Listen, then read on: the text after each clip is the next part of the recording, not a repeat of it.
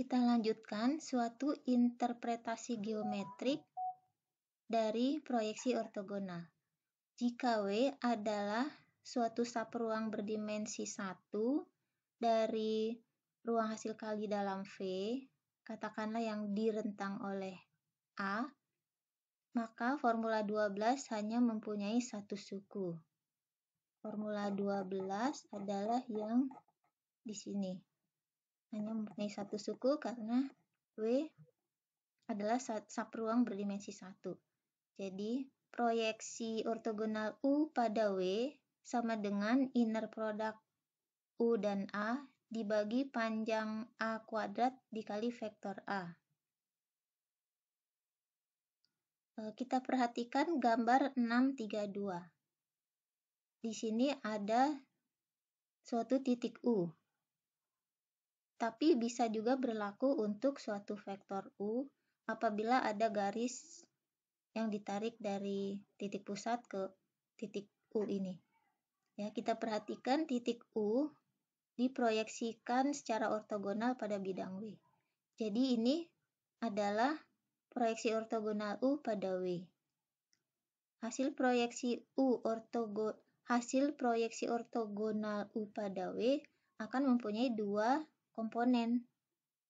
Ya, karena di sini gambar ini menunjukkan bahwa W suatu bidang, jadi ada dua vektor yang merupakan basisnya. Di sini yang sejajar dengan dengan V1 adalah vektor proyeksi ortogonal U pada V1. Dan yang ada pada V2 adalah proyeksi ortogonal U pada V2. Jadi ini adalah komponen dari proyeksi ortogonal U pada W. Kita lanjutkan proses Gram-Schmidt. Teorem 635. Every non-zero finite dimensional inner product space has an orthonormal basis. Setiap ruang hasil kali dalam berdimensi hingga dan tidak nol mempunyai suatu basis ortonormal. Pembuktiannya adalah sebagai berikut. Let W be any non-zero finite dimensional subspace of an inner product space. And suppose that U1, U2 until UR is any basis for W. Jadi di sini W adalah subruang berdimensi hingga yang tidak nol dari suatu ruang hasil kali dalam, dan U1 sampai UR adalah basis dari W. Nah, di sini kita cukup menunjukkan bahwa W mempunyai basis yang ortogonal. Ya, kita lihat nanti basis yang ortogonal itu bisa dinormalisasi sehingga basis tersebut menjadi ortonormal atau panjangnya 1. Ortogonal adalah vektor-vektor dari basis tersebut saling tegak lurus. The following sequence of steps will produce an orthogonal basis V1, V2 until VR for W. Jadi di sini yang tadinya adalah basis dari W adalah U1, U2 sampai UR akan ditunjukkan basisnya menjadi V1, V2 sampai VR yang ortogonal. Langkah pertama, V1 sama dengan U1. Jadi V1 langsung sama dengan U1. Dan lanjutnya V2 adalah U2 dikurangi proyeksi ortogonal U2 pada W1. Dan rumus dari proyeksi ortogonal U2 pada W1 itu sudah dipelajari pada bab 3, yaitu menjadi seperti ini. Jadi V2 adalah U2 min inner product U2 dan V1 dibagi panjang V1 kuadrat kali V1. Kalau kita lihat pada gambarnya adalah seperti ini. Jadi yang V1 itu sama dengan U1, ada di sini sebenarnya. Kemudian U2 tuh yang ini, yaitu basis awal dari W,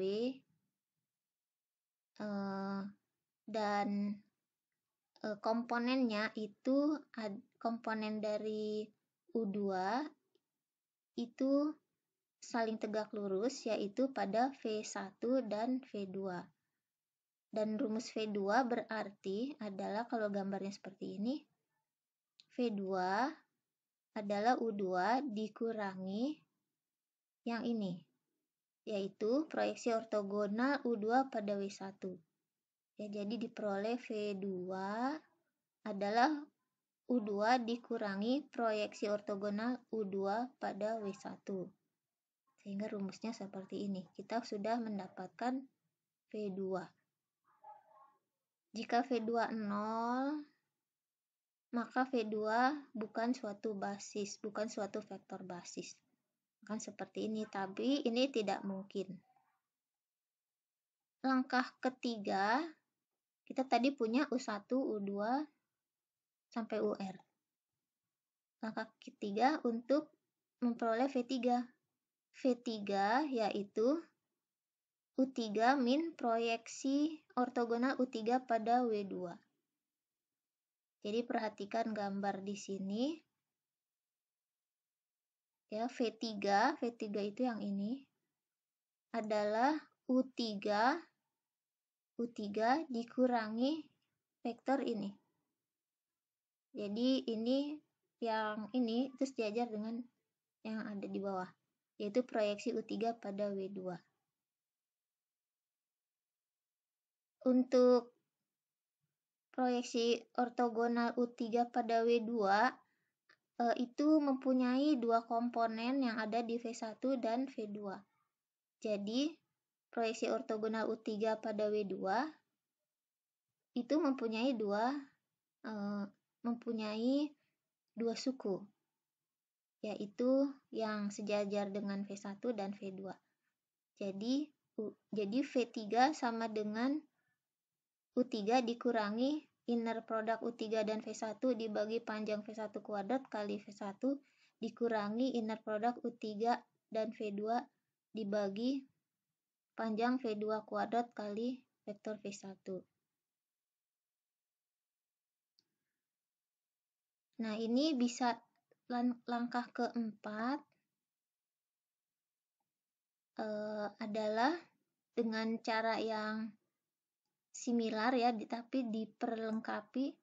Di sini V4 sama dengan U4 dikurangi proyeksi ortogonal U4 pada W3.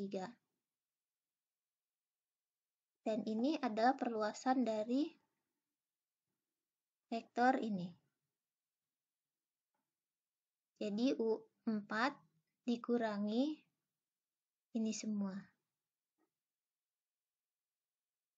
To determine a vector V4 that is orthogonal to V1, V2, and V3, we compute the component of U4 orthogonal to the space W3 spanned by V1, V2, V3.